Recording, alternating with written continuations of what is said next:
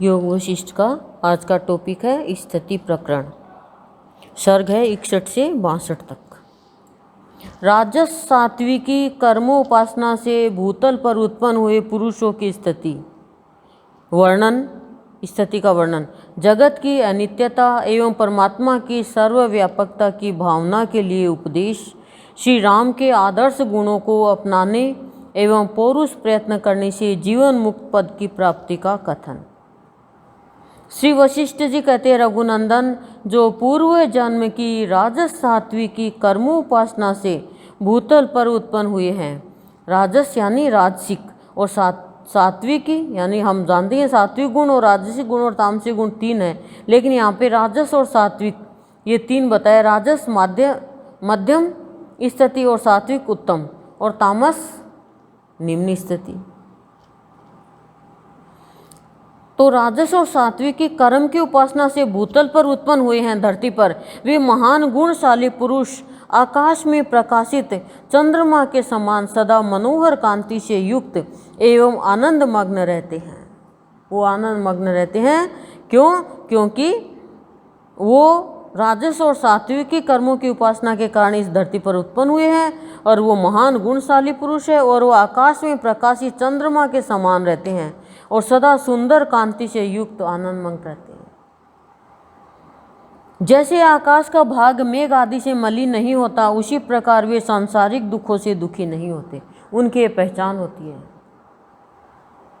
जैसे सुवर्ण निर्मित कमल रात्रि में संकुचित या मलिन नहीं होता, सोने से बना हुआ कमल रात्रि में संकुचित नहीं होता, रात वो सूर्य की किरणों से खिलता है, लेकिन उसके लिए सूर्य की किरणों की जरूरत नहीं, क्योंकि सोने का बना हुआ है, वो तो आर्टिफिशियल है और न गंदा होता है। उसी प्रकार वे आपत्ति में पड़ने पर भी शोक से कातर नहीं होते, यानी दुखी नहीं होते।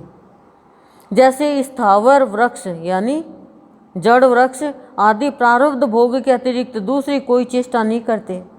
क्या चेष्टा करेंगे? उनको तो जो मिलेगा, सर्दी में सर्दी मरेंगे, गर्मी में गर्मी मरेंगे, बरसात में गीले हो जाएंगे, एक ही जगह रहेंगे वो तो।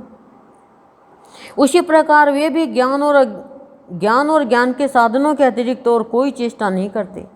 ज्ञान और ज्ञान के साधनों के अतिरिक्त कोई चेष्टा नहीं करते, जो राजस और सात्विक कर्मों के अनुसार अपने इस भूतल पर जन्म लिया। और वो महान है और उनका जीवन है चंद्रमा की चांदनी के जैसे और सत्य की मनोहर कांति से युक्त है।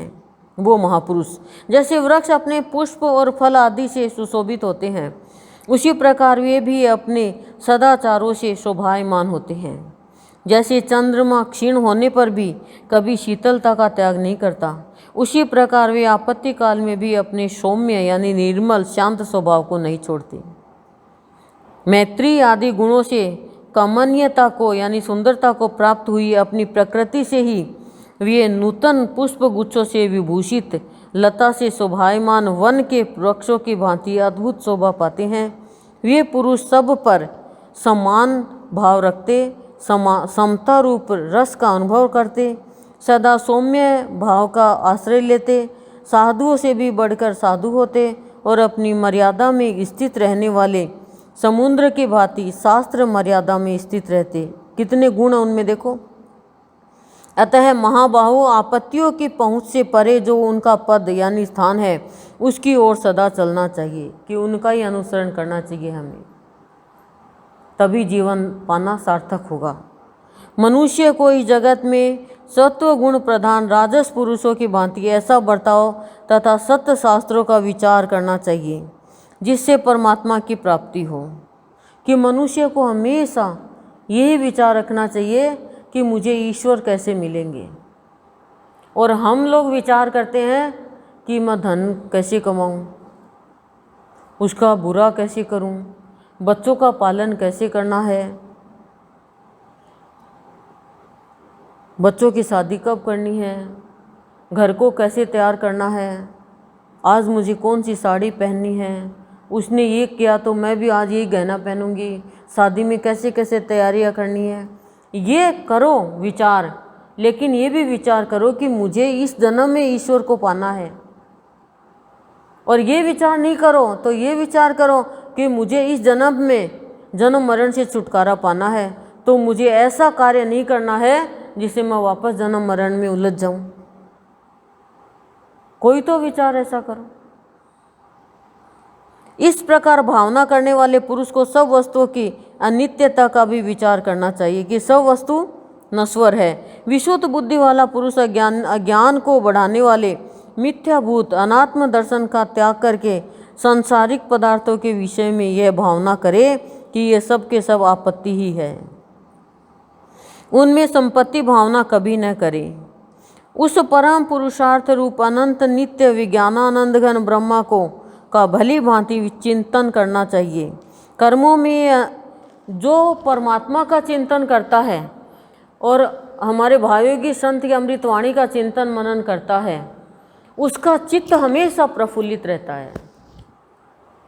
उसके सारे बाहर के दुख के चिंतन मनन छूट जाते हैं। ये मान के चलो आप। अब हमारे साथ कोई दुर्व्यवहार हो गया, हम उसका चिंतन कर रहे हैं, लेकिन जैसे गुरुदेव की अमृतवाणी का, गुरुदेव के भावों का, कोई भजन का, उनका चिंतन करेंगे तो वो बातें तो साफ हो जाएगी और उनकी बातें आ जाएगी ऊपर। और जैसे ही वो चिंतन करेंगे तो हमारा चित्त है वो परमात्मा के चरणों में स्थिर रहेगा और जो हम काम कर रहे हैं वो भी हमारे लिए शुभ हो जाएगा।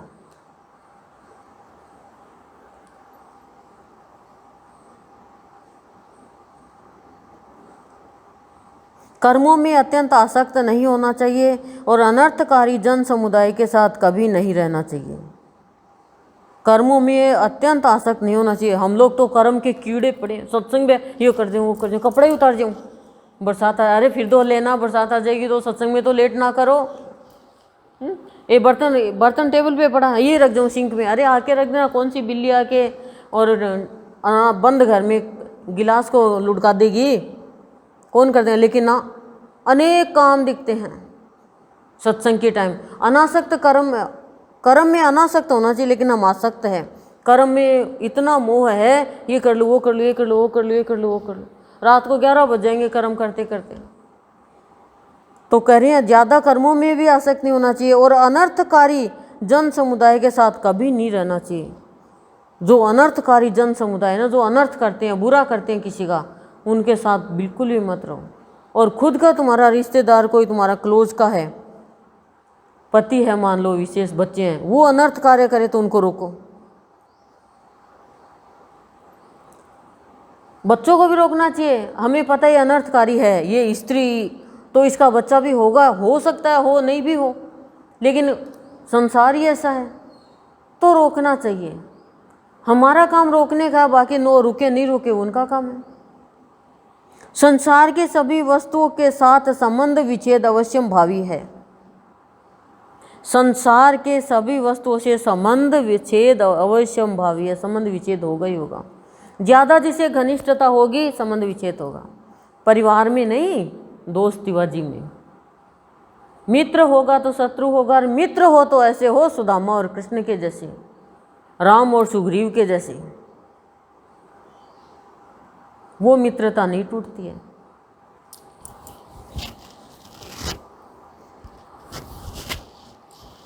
ऐसा विचार करके सदा श्रेष्ठ पुरुषों का अनुकरण करना चाहिए। अनर्थकारियों का नहीं करना चाहिए। जैसे सूत में मन के पिरोए होते हैं, उसी प्रकार उस नित्य विस्तृत सर्वव्यापी सर्वभावित शिव स्वरूप परम पद परमात्मा में यह समस्त जगत पिरोया हुआ है। अर्थात इस संपूर्ण जगत में परमात्मा व्याप्त है। जो चेतन परमात्मा विशाल भुवन मंडल को विभूषित यानी सजाने वाले, सजाए हुए करने वाले, विभूषित करने वाले नहीं सजाने वाले आकाशवर्ती सूर्य देव में विराजमान है, वे ही धरती में बिल के भीतर रहने वाले कीड़े के पेट में भी है। बोलो निष्पाप रघुनंदन, जैसे यहाँ घटाकाशों का महाकाश से वास्तविक भेद नहीं है, उसी प्रकार शरीरवर्ती यानी जीव जो है वो जी रहे हैं, उन जीवों का परमात्मा से परमार्थतः भेद नहीं है। सब में ईश्वर विराजमान है। श्री राम जो उत्पन्न होकर विलीन हो जाती है, वह वस्तु वास्तव में है ही नहीं। अतः यह जड़ संसार प्रतीति मात्र है, यह सदा स्थिर नहीं रहता।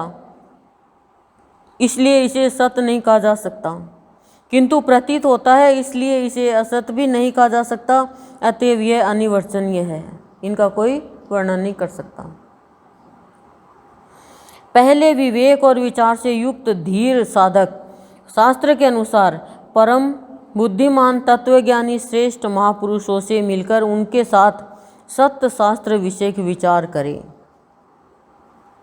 कि सत्य के शास्त्रों के विषय में विचार करें महापुरुषों के साथ बैठ के। जो भी पाना है, प्राप्त करना है, वो इसी जन्म में प्राप्त नहीं करोगे तो दोबारा आना पड़ेगा, और जो हमें मिला हुआ है वो हमसे छूटेगा, चाहे वो छूट जाए चाहे हम छूट जाए। संबंध विच्छेद ये ज्ञानियों को पता रहता है। अब देखो, शादी होती है, पति पत्नी का संबंध विच्छेद हो जाता है, एक छोड़ के चला जाता है, हो गया ना संबंध विच्छेद। कोई माँ का पुत्र चला जाता है, माता पिता चले जाते हैं, तो ये संबंध विच्छेद होना, इसी में हम लगे हुए हैं। और परमात्मा एक ऐसा जिसे कभी भी संबंध विच्छेद नहीं होता, जो उसमें मिल गया फिर वो संबंध विच्छेद नहीं होगा। तो उनका संबंध कोई कोई ही जान पाता है। जब उस संबंध को जान लेते हैं फिर वो संसार के बंधन में नहीं बंधते हैं, नश्वर बंधन में नहीं बंधते हैं, नहीं तो बंधना ही पड़ेगा। विषय तृष्णा से रहित तत्व ज्ञान संपन्न साधु महापुरुष के साथ परमात्मा विषयक विचार करके परमात्मा का ध्यान करने से परम पद प्राप्त होता है। कि जो परमात्मा का ध्यान करता है और विषय तृष्णा से रहित, जो तत्व ज्ञान से संपन्न वो साधु, वो महापुरुष, उनके साथ परमात्मा के विषय में विचार करके परमात्मा का कोई ध्यान करता है, उसी को परम पद मिलता है। शास्त्रों के विचार, महापुरुषों के संग, वैराग्य और अभ्यास रूप सत्कार्य से युक्त पुरुष परमात्मा के ज्ञान का पात्र होकर तुम्हारे समान शोभा पाता है। तुम ज्ञानवान तथा नाना प्रकार के दिव्य गुणों की खान हो, तुम्हारा आचार व्यवहार उदार है तथा तुम समस्त दोषों से रहित एवं दुखहीन परम पद में स्थित हो। तुम उत्तम अनुभव से संपन्न हो। राम को कह रहे हैं वशिष्ठ जी। अतः इस समय संसार में पूर्वोक्त साधक मनुष्य राग द्वेषहीन व्यवहार द्वारा तुम्हारी चेष्टा का अनुसरण करेंगे। जो लोकोचित आचार से युक्त हो बाहर विचरण करेंगे, वे ज्ञान रूपी नौका से युक्त बुद्धिमान पुरुष संसार सागर से पार हो जाएंगे। कि लोक में जो उचित है वही आचरण करेंगे और विचरण करते रहेंगे, वो ज्ञान रूपी नौका से युक्त होकर के वो संसार सागर से पार हो जाएंगे। जो तुम्हारे समान विशुद्ध बुद्धि से युक्त और समदर्शी है, वह उत्तम दृष्टि वाला सत्पुरुष मेरी बताई हुई ज्ञान दृष्टियों को प्राप्त करने में समर्थ होता है। कि जिसकी बुद्धि विशुद्ध है और जो समदर्शी है, वो ही संतों का, गुरु का, विद्वानों का ज्ञान प्राप्त करके और ज्ञान प्राप्त करने में समर्थ होता है। लेकिन जिसकी दृष्टि सम नहीं है और बुद्धि है वो विशुद्ध नहीं हो के अशुद्ध है, वो गुरु कितना भी ज्ञान दे दे उसके आंचल में, वो उसके आंचल में ठहरेगा ही नहीं, हृदय के आंचल में। जब तक तुम्हारा शरीर है तब तक राग द्वेष और इच्छा आदि से रहित हो शास्त्र के अनुसार आचरण करते हुए स्थित रहो। ना हमने तो पक्का धार रखा, जब तक शरीर है जब तक राग द्वेष में डूबे रहेंगे हम, तो बदला लेते रहेंगे एक दूसरे से, निरर्थक वाणी बोलते रहेंगे हम, तो शरीर जाने के बाद कुछ कर नहीं सकोगे। मनुष्य कितना अभागा है, अज्ञानी है कि अपने ही शरीर से, अपने ही शरीर का मिसयूज करता है, दुरुपयोग करता है अपने ही शरीर का, खुद का खुद ही बुरा करता है, दूसरा कोई बुरा नहीं कर सकता है और खुदा को जान नहीं पाता है। शुद्ध सात्विक जन्म वाले जीवन मुक्त पुरुषों के जो परम सत्य एवं स्वाभाविक श्रम दम आदि गुण है, उनका सेवन करता हुआ साधारण पुरुष भी मरकर दूसरे जन्म में जीवन मुक्त पद को प्राप्त हो जाता है। मरकर भी कैसे अपने जीवन का दुरुपयोग करता है, शरीर का हिंसा करके, किसी का बुरा करके, बुरे कर्म करके, बुराई के रास्ते पे चलकर औरों को चला के अपना ही बुरा करता है, किसी का बुरा नहीं करता। वो कैसा प्राणी है, इतनी भी समझ नहीं है उसको। क्योंकि जीव इस जगत में जिस जाति गुणों का सदा सेवन करता है, दूसरे जन्म में उत्पन्न होकर वह उसके अनुसार उसी जाति को प्राप्त होता है। जीव इस जगत में जिस जाति गुणों का सदा सेवन करता है, दूसरे जन्म में उत्पन्न होकर वह उसके अनुसार उसी जाति को प्राप्त होता है। तात्पर्य क्या है? यह है कि उत्कृष्ट जाति के गुणों का सेवन करने पर वह उत्तम जाति में जन्म होता है और अधम जाति के गुणों का सेवन करने पर अधम जाति में जन्म ग्रहण करता है। अब देख लो, जैसी जाति का तुम गुण ग्रहण करोगे, क्यों गुण कैसे ग्रहण कर लेंगे? दोस्ती बना लेंगे। अब मुसलमान, चलो कट करो इसको, तो कोई भी जाति का है कोई, तो उसका दोस्त है, गुण ग्रहण करेंगे तो उस जाति में होगा ही होगा, तो अधम जाति में जाएंगे। तो ऊंचे कुल की जाति से संग करना चाहिए।